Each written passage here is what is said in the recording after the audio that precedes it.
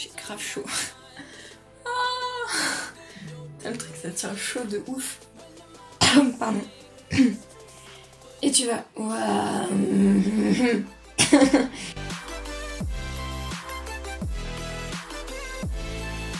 Salut à toi, j'espère que tu vas bien et en tout cas bienvenue si t'es nouveau sur ma chaîne. Moi je m'appelle Emma, j'ai 18 ans et aujourd'hui je suis là pour te parler de procrastination.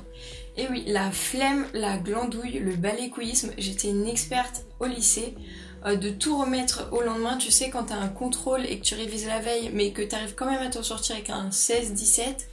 Mais après c'était pas beaucoup utile dans la vraie vie quand tu dois vraiment travailler et être assidu. Donc c'est pour ça qu'aujourd'hui je vais te donner mes conseils pour arrêter de procrastiner. Alors si toi tu te demandes qu'est-ce que c'est la procrastination, je vais dire plutôt la glandouille parce que c'est archi long et difficile à dire la procrastination. Et bien en fait c'est le fait d'avoir une résistance qui te pousse à tout remettre au lendemain, surtout quand c'est un travail important et à la place de faire des choses tout à fait improductives. Tu sais quand tu dois aller faire ton boulot sur ton ordi et que tu te retrouves à regarder des vidéos de chatons ou des trucs complètement cons sur Facebook, et ben c'est ça la procrastination. Et croyez-le ou non, pour moi la procrastination ça n'a rien à voir avec le travail forcément à faire, mais c'est plutôt une manifestation de votre stress quotidien. Donc qui n'est pas stressé en ce moment, que ce soit des problèmes au travail, des problèmes familiaux, des problèmes d'argent, enfin on a tous des tas de problèmes. Et quand tu veux te mettre à travailler, t'as toute cette amas de stress qui inconsciemment va te dire qu'en fait c'est grave mieux de regarder des putains de vidéos de chatons sur internet plutôt que de t'atteler à une tâche qui t'est difficile et pénible. Parce que sans que tu t'en rendes compte, en regardant ces vidéos débiles, tu vas diminuer inconsciemment ton stress et tu vas te sentir mieux. Donc ton corps aura l'habitude de mettre en place ce mécanisme de regarder des trucs et de faire autre chose quand tu as quelque chose d'important à faire. Et moi aujourd'hui je suis là pour t'apprendre que tu n'es pas un flemmard, tu as juste pris l'habitude de flemmarder et ça c'est deux choses tout à fait différentes. Ce qui est bien vu que c'est une habitude, c'est que tu peux t'en défaire et la remplacer par d'autres habitudes.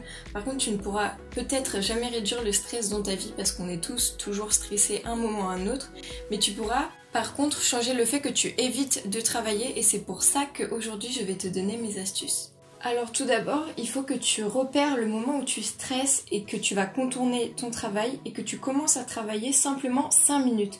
Parce que pendant ces 5 minutes, ton cortex dans ton cerveau va assimiler que tu n'essayes pas de contourner justement ce boulot important par des vidéos de chatons et de licornes à paillettes.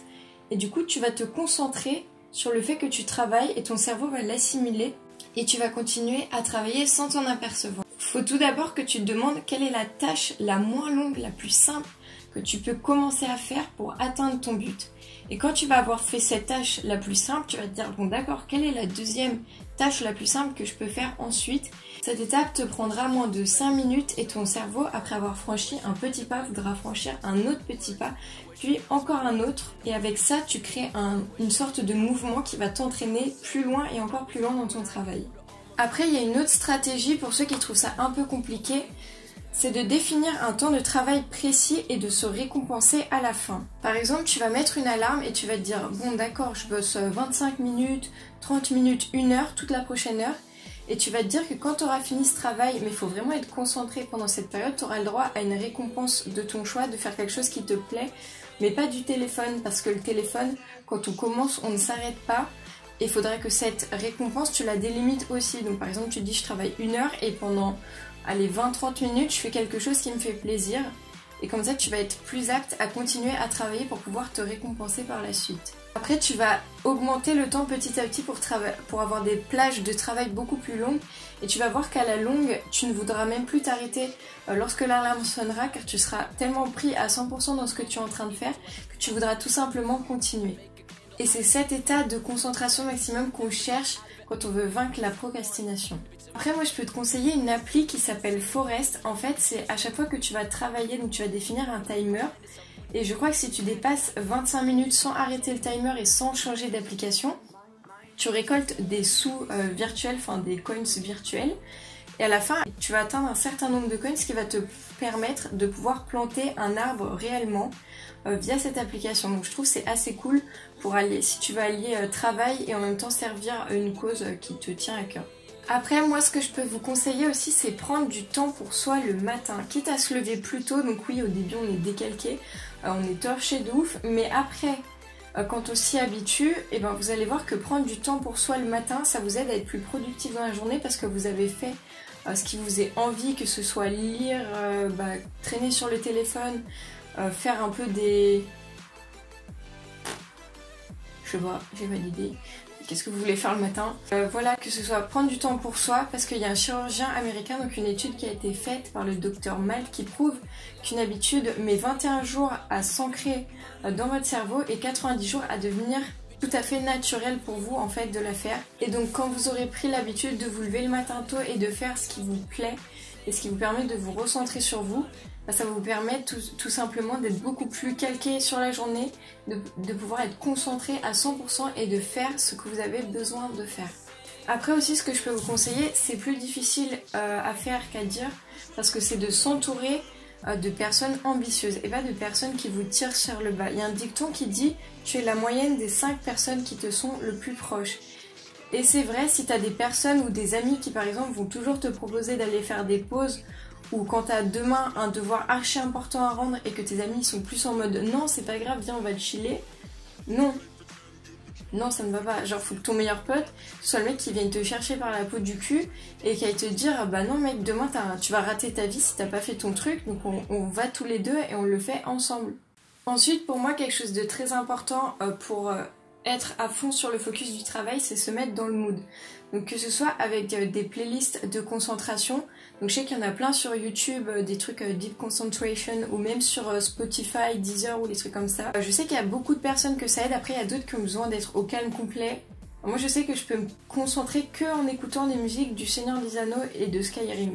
Je ne sais pas pourquoi, mais il n'y a que ça qui marche. Ensuite, pourquoi pas avoir une boisson, mais pas des trucs à grignoter parce que ça vous déconcentre de ouf. Mais ouais, une boisson, bon, si possible, en bouteille, parce que si vous renversez sur vos fiches ou sur vos courbes, bah... pas ouf, quoi. Et surtout, avoir un espace de travail propre et rangé. Parce que moi, je sais que ça m'aide énormément quand il y a du bazar, je m'éparpille, enfin je vais piocher les trucs, je vais regarder s'il y a un livre qui traîne, je vais faire ah tiens ça fait longtemps que je l'ai pas lu alors que le truc je l'ai lu il y a 2 semaines. Mais voilà, je me déconcentre super facilement, j'ai la capacité de concentration d'un poisson rouge ou d'un enfant de 5 ans. Donc pour moi si c'est pas rangé, je vais plus avoir tendance à m'éparpiller et à vouloir faire autre chose que si le bureau est vraiment clean, il n'y a que ce que vous avez à faire sur le moment, voire un peu des stylos ou des choses comme ça. Mais il faut vraiment que ce soit clean et bien rangé. Voilà, c'était mes conseils pour arrêter de procrastiner, donc j'espère que ça vous a aidé. Si vous avez d'autres conseils, n'hésitez pas à les mettre dans les commentaires parce que ça peut aider pas mal de monde. Je sais, on est tous humains, on a tous ce problème de toujours tout vouloir remettre au lendemain. Mais bon, on fait tous des progrès. Donc voilà, si vous avez quoi que ce soit sur le sujet, n'hésitez pas. Et si cette vidéo vous a plu, n'hésitez pas à mettre un petit pouce bleu en bas et à vous abonner si c'est pas déjà fait. À me suivre sur Instagram, le lien sera dans la barre de description. Je vous dis à bientôt et à la prochaine. Bye!